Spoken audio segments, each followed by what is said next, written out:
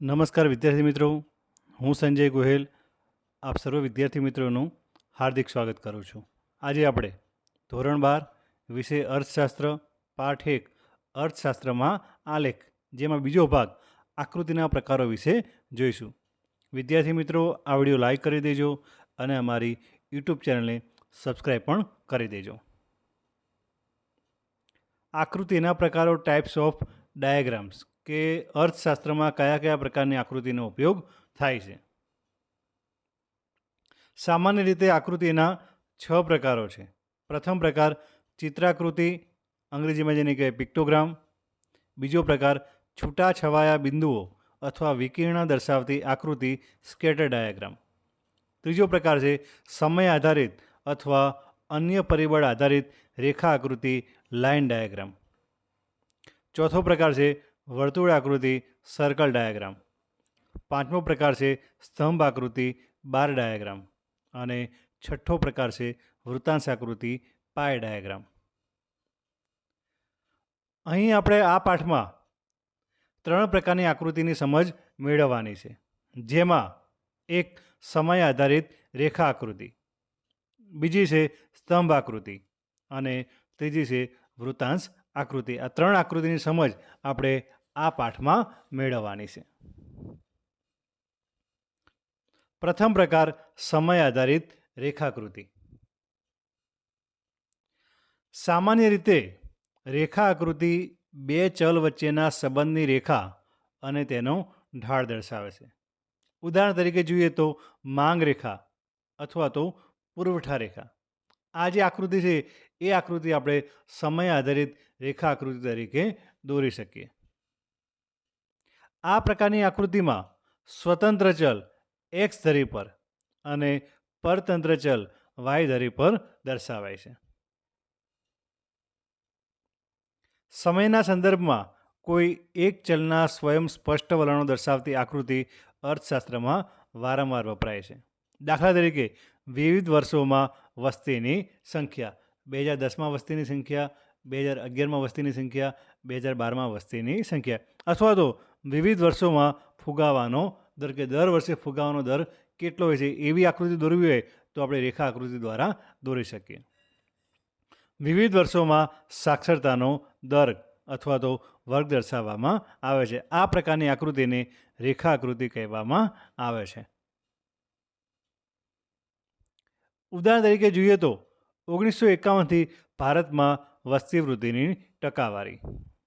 અહીં બાજુમાં એનું ટેબલ આપેલ છે કે 1951થી 61માં 21.64%, 61થી 71 24.80%, 71થી 81 24.67%, 81થી 91 23.87%, 1991થી 2001 21.54% અને 2001થી 2011 17.64%. હવે આ જે આંકડા છે એની આપણે રેખા આકૃતિ દોરવી હોય તો આપણે આ રીતે દોરી શકીએ. જો નીચે જે એક્સ ધરી છે એ એક્સ ધરી ઉપર વર્ષ દર્શાવેલા છે અને જે વાય ધરી છે એ વાય ધરી ઉપર વસ્તી વૃદ્ધિનો દર છે તે દર્શાવેલું છે. જો અહીં એક્સ ધરી, જે આડી લાઈન છે ચાર્ટમાં, જે આડી લાઈન છે તેને એક્સ ધરી કહેવાય અને જે ઊભી લાઈન છે તેને વાય ધરી કહેવામાં આવે છે. આ રીતે આપણે રેખા આકૃતિ દોરી શકીએ. ફક્ત રેખા આકૃતિ જોઈને આપણને વસ્તી વૃદ્ધિના દર વિશે ખ્યાલ આવી જશે કે કયા વર્ષમાં વસ્તી વૃદ્ધિનો દર વધારે હતો અને કયા વર્ષમાં ઓછો હતો. સ્ત્રોત છે ભારતની વસ્તી ગણતરી, સેન્સસ ઓફ ઇન્ડિયા. આકૃતિનો બીજો પ્રકાર સ્તંભ આકૃતિ અને તેના પ્રકારો. સ્તંભ આકૃતિ કોઈ એક ચલના મૂલ્યની વિવિધ વિભાગો વચ્ચેની વહેંચણી દર્શાવે છે. દાખલા તરીકે જુદા જુદા સમયે દેશમાં સાક્ષરતાનું પ્રમાણ અથવા સ્ત્રીઓ અને પુરુષોમાં કોઈ એક સમયે સાક્ષરતાનું પ્રમાણ. આ પ્રકારની આકૃતિ દોરવી હોય તો તેના માટે આપણે સ્તંભ આકૃતિનો ઉપયોગ કરી શકીએ. આવી આકૃતિ ઊભા કે આડા સ્તંભો દોરીને દર્શાવાય છે. દરેક વિભાગ કે સમય માટે એક જુદો સ્તંભ દોરવામાં આવે છે અને તે સ્તંભની ઊંચાઈ, લંબાઈ તે વિભાગ સમય માટે ચલનું મૂલ્ય દર્શાવે છે. આમ સ્તંભોની ઊંચાઈ લંબાઈ દ્વારા ચલના મૂલ્યની વિવિધ વિભાગો કે સમયગાળા વચ્ચે સરખામણી થઈ શકે છે.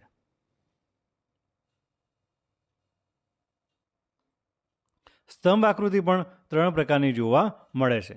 પરીક્ષામાં પ્રશ્ન આવે કે સ્તંભ આકૃતિના પ્રકારો જણાવો. સ્તંભ આકૃતિના 3 પ્રકારો છે. પહેલો પ્રકાર સાદી સ્તંભ આકૃતિ, બીજો પ્રકાર પાસેની સ્તંભ આકૃતિ અને ત્રીજો પ્રકાર વિભાજિત સ્તંભ આકૃતિ. 3 પ્રકાર સાદી સ્તંભ આકૃતિ, બીજો પ્રકાર પાસેની સ્તંભ આકૃતિ અને ત્રીજો પ્રકાર છે વિભાજિત સ્તંભ આકૃતિ. સાદી, પાસેની અને વિભાજિત. પ્રથમ પ્રકાર સાદી સ્તંભ આકૃતિ. સાદી સ્તંભ આકૃતિ કોઈ એક આધાર જેમ કે પ્રદેશ અથવા તો સમયગાળો વગેરે ઉપર કોઈ ચલનું મૂલ્ય દર્શાવે છે. આ આકૃતિ વિવિધ પ્રદેશો, સમયગાળા વગેરે માટે ચલના મૂલ્યની સરખામણી આકર્ષક રીતે રજૂ કરવા માટે ઉપયોગ થાય છે. ઉદાહરણ તરીકે જોઈએ તો કોઈ એક દુકાનમાં દર 2 મહિનામાં ચોકલેટ કે બોક્સનું વેચાણ. તો અહીં નીચે માહિતી આપેલી છે. જાન્યુઆરી ફેબ્રુઆરીમાં વેચાણ એકમમાં 35, માર્ચ એપ્રિલમાં 60, મે જૂનમાં 65, જુલાઈ ઓગસ્ટમાં 40, સપ્ટેમ્બર ઓક્ટોબરમાં 50 અને નવેમ્બર ડિસેમ્બરમાં 50. હવે આની આપણે સાદી સ્તંભ આકૃતિ દોરવી હોય તો આપણે આ રીતે દોરી શકીએ. જો એક્સ ધરી અને વાય ધરી. જે એક્સ ધરી છે તેના ઉપર આપણે મહિના આપેલા January February, March April, May June, July August, September October, November અને ડિસેમ્બર. જ્યારે વાય ધરી ઉપર જે વેચાણ થયેલું છે એ વેચાણ દર્શાવવામાં આવે છે. દરેક સ્તંભ ઉપર જે તે ચલનું મૂલ્ય દર્શાવવામાં આવે છે. જેમ કે જાન્યુઆરી ફેબ્રુઆરી સ્તંભ છે તો એના ઉપર ચલનું મૂલ્ય કેટલું છે? 35. એટલે કે આપણે ફક્ત આકૃતિ જોઈને જ આપણને ખ્યાલ આવી જશે કે કયા મહિનામાં ચોકલેટનું વેચાણ વધારે થયેલું છે અને કયા મહિનામાં ઓછું થયેલું છે. તો આવી જે આકૃતિ છે તેને સાદી સ્તંભ આકૃતિ કહેવામાં આવે છે. એક બીજું ઉદાહરણ જોઈએ તો કોઈ એક શાળામાં છેલ્લા 5 વર્ષનું ધોરણ 12નું પરિણામ 2021, 22, 23, 24 અને 25.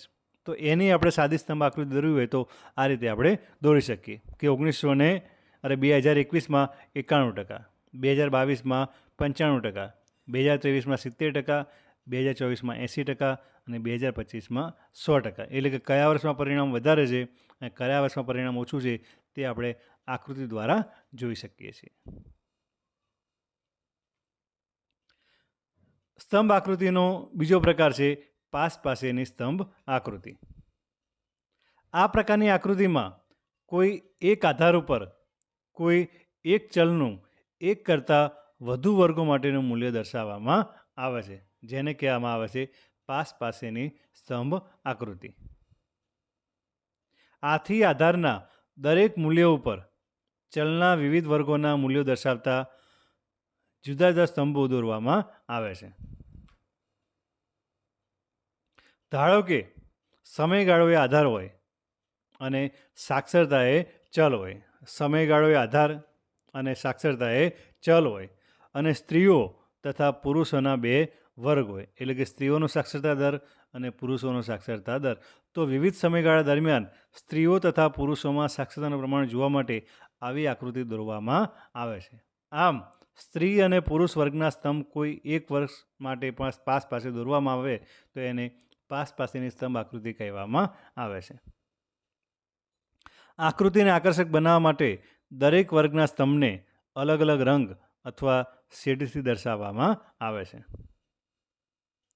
આપણે એક ઉદાહરણ જોઈએ. આ જે ઉદાહરણ છે એ કાલ્પનિક છે. આ માહિતીનો કોઈ સ્ત્રોત આપણી પાસે નથી, પણ ફક્ત સમજવા માટે આપણે ઉદાહરણ લીધેલું છે. તો 2021માં સાક્ષરતામાં પુરુષનો દર 75% અને સ્ત્રીઓનો દર 70%. 2022, 23, 24, 25. હવે આ માહિતીને આપણે પાસેની સ્તંભ આકૃતિ દ્વારા મેળવ્યું હોય તો આ રીતે આપણે એને દોરી શકીએ. જો બ્લુ કલર છે અને રેડ કલર છે. જે બ્લુ કલર છે એ પુરુષનું સાક્ષરતા દર્શાવે છે અને જે રેડ કલર છે એ સ્ત્રીઓનો સાક્ષરતા દર દર્શાવે છે. તો આને કહેવામાં આવે છે પાસ પાસેની સ્તંભ આકૃતિ, કે બે સ્તંભો પાસ પાસે દોરવામાં આવે છે.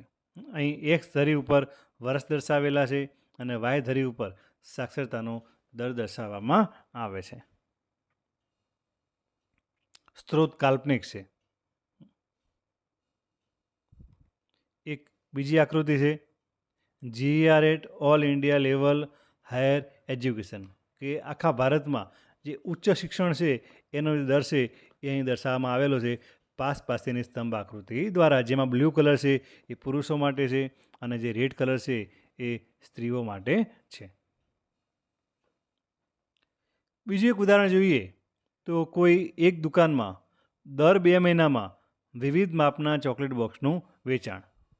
તો અહીં માહિતી આપેલી છે જાન્યુઆરી, February, March, April, May, June, July, August, September, October, November અને ડિસેમ્બર, જેમાં દરેક 2 મહિનામાં નાના બોક્સનું વેચાણ, મધ્યમ બોક્સનું વેચાણ અને મોટા બોક્સનું વેચાણ. આ આકૃતિ આપણે પાસ પાસેના સ્તંભ આકૃતિ દ્વારા આપણે કઈ રીતે દોરી શકીએ તે આપણે જોઈએ. તો જુઓ અહીં જાન્યુઆરી, ફેબ્રુઆરી, જેમાં જે બ્લુ કલર છે તે નાના બોક્સનું વેચાણ, રેડ કલર છે તે મધ્યમ બોક્સનું વેચાણ અને જે ગ્રીન કલર છે તે મોટા બોક્સનું વેચાણ. આ રીતે આપણે પાસ પાસેની સ્તંભ આકૃતિ દોરી શકીએ. આપણે પુસ્તકમાં આપેલી છે તે આકૃતિ.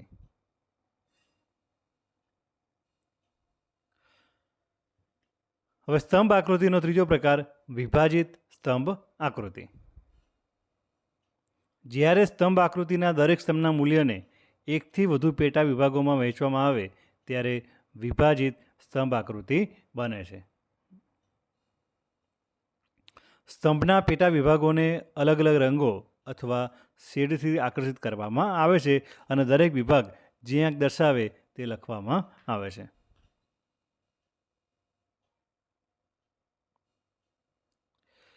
ઉદાહરણ જોઈએ તો કોઈ એક દુકાનમાં દર 2 મહિનામાં ગ્રામ્ય અને શહેરી વિસ્તારમાં ચોકલેટ બોક્સનું વેચાણ. તો માહિતી અહીં આપેલી છે જાન્યુઆરી, February, March, April, May, June, July, August, September, October, November અને ડિસેમ્બર, જેમાં ગ્રામ્ય વિસ્તારમાં વેચાણ અને શહેરી વિસ્તારમાં વેચાણ. આપેલ માહિતીને આપણે સ્તંભ આકૃતિમાં જોતા ગ્રામ્ય વિસ્તારમાં જાન્યુઆરી અને ફેબ્રુઆરીમાં 30 બોક્સનું વેચાણ છે અને શહેરી વિસ્તારમાં 40 બોક્સનું વેચાણ છે. માર્ચ અને એપ્રિલમાં ગ્રામ્ય વિસ્તારમાં 35 અને શહેરી વિસ્તારમાં 80. મે અને જૂનમાં ગ્રામ્ય વિસ્તારમાં 40 અને શહેરી વિસ્તારમાં 70. જુલાઈ, ઓગસ્ટમાં ગ્રામ્ય વિસ્તારમાં 20 અને શહેરી વિસ્તારમાં 30. સપ્ટેમ્બર, ઓક્ટોબરમાં ગ્રામ્ય વિસ્તારમાં 35 અને શહેરી વિસ્તારમાં 50. અને નવેમ્બર અને ડિસેમ્બરમાં ગ્રામ્ય વિસ્તારમાં 40 અને શહેરી વિસ્તારમાં 80. આ જે આકૃતિ છે પુસ્તકમાં આપેલી છે. સ્તંભ આકૃતિ દોરતી વખતે ધ્યાનમાં રાખવાની બાબતો. દરેક સ્તંભની પહોળાઈ સરખી હોય છે કારણ કે સ્તંભની પહોળાઈ કોઈ મૂલ્ય દર્શાવતી નથી. દરેક સ્તંભની લંબાઈ કે ઊંચાઈ તે સ્તંભ માટેના ચલના મૂલ્યને અનુરૂપ હોવી જોઈએ. એટલે કે ચલનું જેટલું મૂલ્ય હોવું જોઈએ એટલી જ સ્તંભની ઊંચાઈ કે લંબાઈ હોવી જોઈએ. ત્રીજી બાબત, દરેક સ્તંભની વચ્ચેનો ગાળો આકૃતિમાં સરખો હોવો જોઈએ અને તે જ ગાળો ઉગમ બિંદુ અને પ્રથમ સ્તંભ વચ્ચે જાળવવો જોઈએ.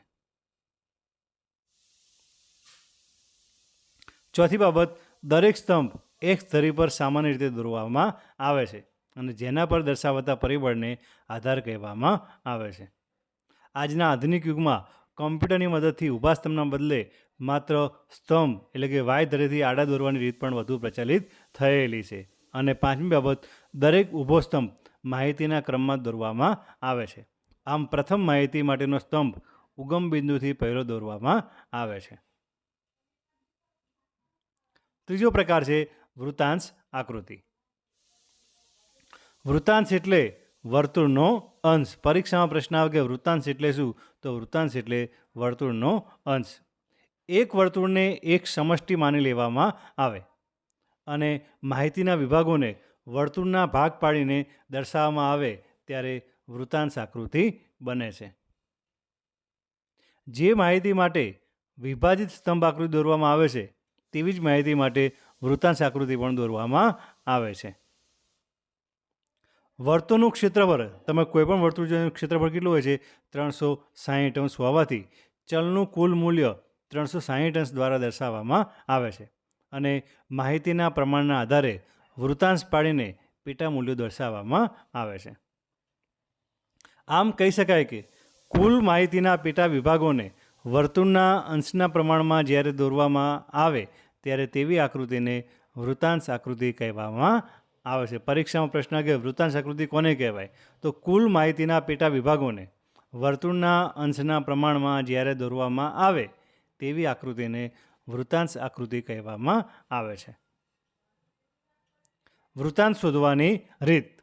વૃત્તાંશ શોધવાનું સૂત્ર છે વૃત્તાંશ ઇઝ ઇક્વલ ટુ પેટા મૂલ્ય છેદમાં કુલ મૂલ્ય.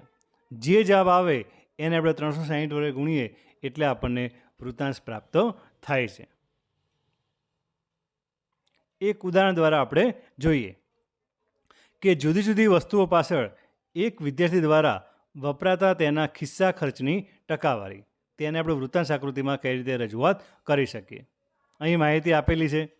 વસ્તુ, ટકાવારી, ખર્ચ અને વૃત્તાંશની ગણતરી કઈ રીતે કરવી.